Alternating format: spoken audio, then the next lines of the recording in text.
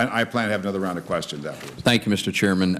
First, a quick point. A number of my colleagues have seemed to be upset about the fact that some Americans choose to exercise their First Amendment rights anonymously. I would remind us all that perhaps one of the most important and influential works of political advocacy ever done in the history of the Republic were the Federalist Papers, which were written anonymously under pseudonyms.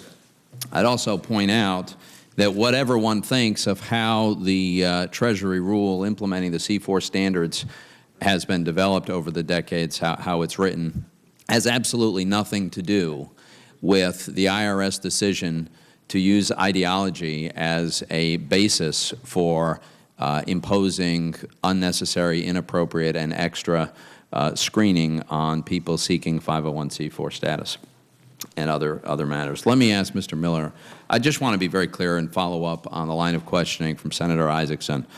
So we're sitting here in May of 2013. At this point, do you know who it is that initiated the policy of establishing these ideological criteria for creating this additional level of screening for applicants for C4 status? I think, I mean, it happened twice. The second time it happened, I don't believe there's clarity on that.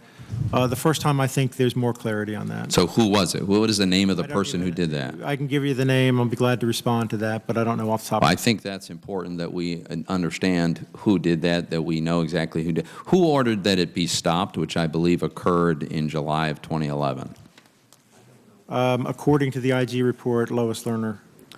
According to, so you don't have any knowledge of that other than the IG's report? I believe that that's the way it happened, yeah, but I'm not, I believe that's the case. And then who ordered that it be resumed, although using slightly different words, the same idea was resumed in May of 2012?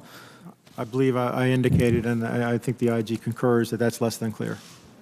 So why is that less than clear even now? I mean, these are people that reported in a direct chain to you. You were the Deputy Commissioner for Services and Enforcement. Reporting to you, if I understand correctly, was Sarah Hall Ingram, the Acting Commissioner for Tax Exempt and Government Entities Division, the Director of Exempt Organizations. Lois Lerner reported to her. Isn't there somebody in this chain of command? Well, let me put it this way. Who in this chain of command ought to know who was initiating this inappropriate activity and reinitiating it? So somebody should have known. There's no question about that. And now there are processes in place that have put in, that have made it clear exactly who has the ability to either start this listing or modify the listing. At the time, those controls were not in place. So, but you said somebody should have known, but there's clearly there is a chain of command, there is an organizational structure here, there are people who are responsible. I mean, should it have been Lois Lerner? Should it have been Sarah Hall Ingram? Should it have been yourself? Who ought to be responsible for making sure that this important function is being carried out properly? So I think that under the current management chain, it's been determined that the Director of Rulings and Agreements, which is even below Lois, has control of that listing. Can I clarify one thing, sir? I think, you know, Sarah Ingram has been used several times here already. She has been thrown into this, and I don't know that that's a fair thing. We should check the timeline. I don't believe she was working in TEGE during the time that is being discussed here. Okay, well, I haven't accused her of anything, although I was under the impression that she was the acting commissioner in this regard during this time period. I would just say that if we believe that we still sitting here today don't even know who was responsible for the decision to resume a completely inappropriate activity that had been ceased, I don't know how we could come to the conclusion that this is not politically motivated. We don't even know who made the decision. How do we know what motivated that decision? And on the face of it, it certainly appears that it's completely politically motivated.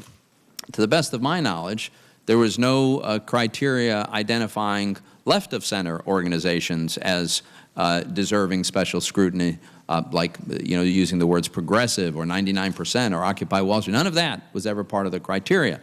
So given the obvious one-sided nature of this criteria and the fact that we still don't know, Mr. Chairman, I would just suggest that what we need to do is to bring before this committee some people who might actually know the answers to these questions about who actually decided that this was a good idea, who decided that we ought to resume this after the initial malfeasance was ended. But it's frustrating to have no answers for a hearing like this.